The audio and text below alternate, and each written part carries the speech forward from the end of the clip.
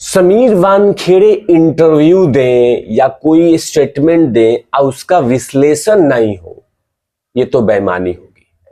इसका मतलब कि बिल्कुल गलत किया जाएगा। इसीलिए बाकायदा इस पूरे इंटरव्यू का विश्लेषण करूंगा, समीर वानखेड़े के इंटरव्यू का। और खासकर उन्होंने दो बातें, बड़ी बात कही है, ध्यान से सुना जाना चाहिए। खासकर शाहरुख खान को सुनना चाहिए, खासकर मोदी जी को भी सुनना चाहिए। इसी को लेकर बात करूंगा और साथ में उनके ऊपर में जो आरोप है कि 17 लाख की घड़ी पहनते हैं। अब जाहिर सी बात है, एनसीबी में है तो कहीं क्या पता किसी ने व्हाइट पाउडर के बदले में कुछ दिया होगा। मतलब आरोप है, मैं ये कुछ नहीं कह रहा हूं, क्योंकि 17 लाख घड़ी का पहनने का भी आरोप है, उसका भी जवाब दूंगा। चिपक कर देखिएगा, वीडियोस को जमकर शेयर कर दीजिएगा। नमस्कार, आप देख रहे हैं तिवारी भैया, मैं हूं वेद प्रकाश। वीडियो शेयर कीजिएगा, तभी तो हौसला मिलेगा और तभी ऐसे ऐसे खबरों को उखाड़ के लेके आऊंगा और आप सब तमाम के बीच में रखूंगा, आप तमाम जनों के बीच में रखूंगा। दरअसल समीर वानखेड़े एक इंटरव्यू में खासकर इनके बेटे के बारे में कहा है, मतलब शाहरुख खान के बेटे के बारे में। अब बहुत ध्यान से सुनना होगा जो बातें समीर वानखेड़े ने शाहरुख खान के बेटे आर्यन खान के बारे में कहा है। इससे अंदाजा लगाइए कि समीर वानखेड़े दिल के कितने अच्छे इंसान हैं। सोचिए, आरोप अभी बहुत सारे लगे हुए हैं समीर वानखेड़े पे, बहुत सारे आरोप लगे हुए हैं।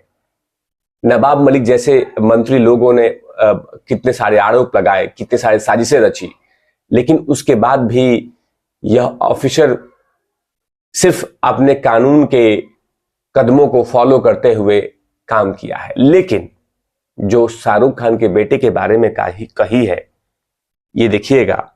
सवाल पूछा गया कि सवाल पूछा गया शाहरुख खान के बेटे के मामले में, तो उन्होंने बहुत बड़ी बात कही कि जांच अधिकारी के तौर पर खुद को बुरा लगता है जब किसी का बच्चा अरेस्ट होता है। यह संस्कार समीर वानखेड़े में है। देखिए, जांच अधिकारी होने के नाते किसी का बच्चा गिरफ्तार होता है तो बुरा लगता है। यह दिल है समीर वानखेड़े का, अंदाजा लगाइए।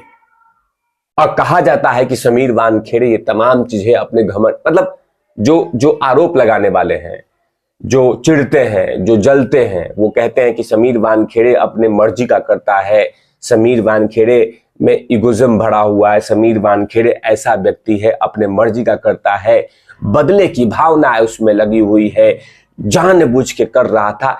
इस तरह के तमाम आरोप समीर वानखेड़े पे मढ़ी गई थी। लेकिन देखिए कितनी बड़ी बात कही है एक सेंटेंस में। उन तमाम लोगों को सुनना चाहिए कि जांच अधिकारी होने के नाते जब भी किसी का बच्चा गिरफ्तार होता है तो दिल दुखता है। सोचिए, लेकिन क्या क्या क्या आरोप लगाए जाते हैं। और समीर वानखेड़े ने अपने दरिया दिल की बहुत बार प्रूफ भी किया है कि मैं वैसा इंसान नहीं हूं जो मुझे कहा जाता है। जितने मेरे जनता जनार्दन हैं, उनको पता होगा कि समीर वानखेड़े पे कैसे कैसे आरोप मढ़े गए थे, कैसे कैसे कहानियां रची गई थी कि 17 लाख का घड़ी पहनता है, ये वाला कपड़ा है, यहां जाता है, वहां जाता है, इस तरह की तमाम बातें कही गई थी। लेकिन क्या हुआ, ढाक के 3 पात हुआ ना। आरोप सिद्ध नहीं हो पाए, लेकिन आरोप लगाए गए थे। तो एक बार जरूर सोचना चाहिए समीर वानखेड़े के बारे में।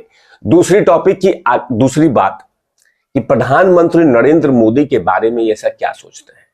हालांकि उनसे बारे में यह भी पूछा गया कि चुनाव लड़ना चाहेंगे, कि मुंबई महाराष्ट्र की धरती से आते हैं और आजकल चुनावी मौसम है, तो इसके बारे में आप क्या सोचते हैं समीर वानखेड़े। जाहिर सी बात है, चुनाव कोई भी लड़ सकता है, कहीं पे भी कोई क्वेश्चन मार्क नहीं है कि समीर वानखेड़े चुनाव लड़े और वो चुनाव हार जाए, बहुत रेयर में होगा।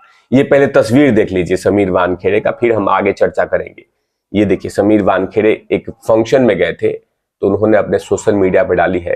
क्राउड देखिए, सिर्फ समीर भाई को देखने के लिए। ये समीर भाई को देखने के लिए क्राउड है। देखिए, ये देखिए, ये दूसरी तस्वीर है। ये काफी सारी तस्वीरें उन्होंने ट्वीट किया है।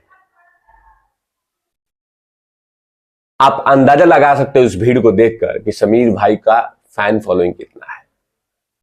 अगर जो चुनाव लड़ते हैं तो सामने वाले प्रतिद्वंदी को वो मात दे सकते हैं। अब डिपेंड करता है किस पार्टी से लड़ते हैं। हालांकि उन्होंने अभी इस चीज को नकार दिया है, लेकिन जब बात पूछी गई देश के प्रधानमंत्री नरेंद्र मोदी के बारे में तो बहुत ही शानदार उन्होंने जवाब दिया। क्योंकि देश के प्रधानमंत्री नरेंद्र मोदी जी के बारे में पूछा गया तो उन्होंने क्या कहा, यह बतलाना बेहद आवश्यक है। उन्होंने कहा कि मैं गुजरात में भी जाता हूं और मोदी जी राष्ट्र के हीरो हैं। आप मोदी जी के बारे में मुझसे सवाल पूछेंगे तो मुझे और अच्छा लगेगा। दरअसल सवालों का जवाब देते हुए मैंने सारी बातें कही है। सोचिए, क्योंकि समीर वानखेड़े को भी कहा जाता है कि आप राष्ट्र के हीरो हैं। आप रील वाली हीरो नहीं है, आप रियल वाले हीरो हैं समीर वानखेड़े के बारे में। तो समीर वानखेड़े ने प्रधानमंत्री नरेंद्र मोदी के बारे में ऐसी बात कही कि वो राष्ट्र के हीरो हैं।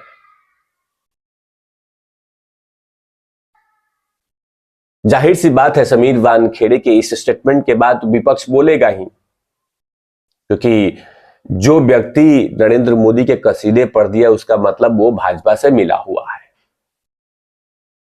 लेकिन राष्ट्र हीरो कहा है, राष्ट्र हीरो। एक और समीर वानखेड़े के ऊपर में आरोप लगा है कि 17 साल की उम्र में ही आपको बार और का लाइसेंस मिल गया था। ये तमाम चीजें आरोप लगाए थे समीर वानखेड़े पे।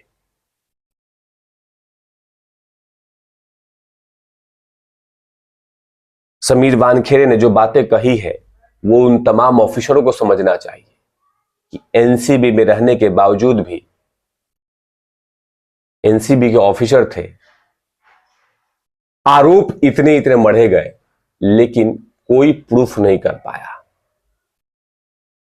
लेकिन समीर वानखेड़े चलते चलते में जो बातें कही है वो बहुत इंपॉर्टेंट है।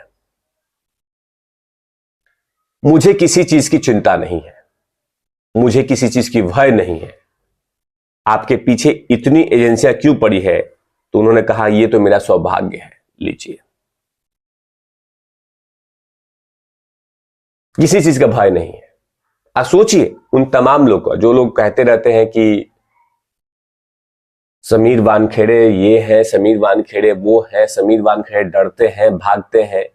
लेकिन समीर वानखेड़े के खिलाफ जब जब मैं कसीदे नहीं पढ़ रहा हूं, मैं सच्चाई सामने लेके आ रहा हूं। कि कुछ लोग लगातार हवन करवा रहे हैं, कुछ लोग लगातार मन्नतें मांग रहे हैं कि समीर वानखेड़े के हाथ में बेड़िया चला जाए, उसी दिन हम खाना खाएंगे, उसी दिन हम दिया से घरों को सजाएंगे। लेकिन समीर वानखेड़े ने कहा है कि कोई चीज का पश्चाताप नहीं है, कोई चीज का अफसोस नहीं है, कोई चीज का भय नहीं है, कोई चीज की माफी नहीं है। जो मैंने किया है वो किया है, मैंने जो कोई गलती नहीं की है, कहीं प्रायश्चित का कोई सवाल नहीं उठता और मैं किसी चीज की चिंता नहीं करता। और इतनी सारी एजेंसियां लगी हैं, वो मेरा सौभाग्य है। ये समीर वानखेड़े की स्टेटमेंट है। वीडियोस को जमकर शेयर कर दीजिएगा। समीर वानखेड़े बारे में आप क्या सोचते हैं ये जरूर कहिएगा। इस तरह की तमाम खबरों पर तिवारी भैया की लगातार नजर रहती है। तब तक के लिए आप देखते रहिए तिवारी भैया। मैं हूं वेद प्रकाश, कैमरामैन ध्रुव लाठी के साथ।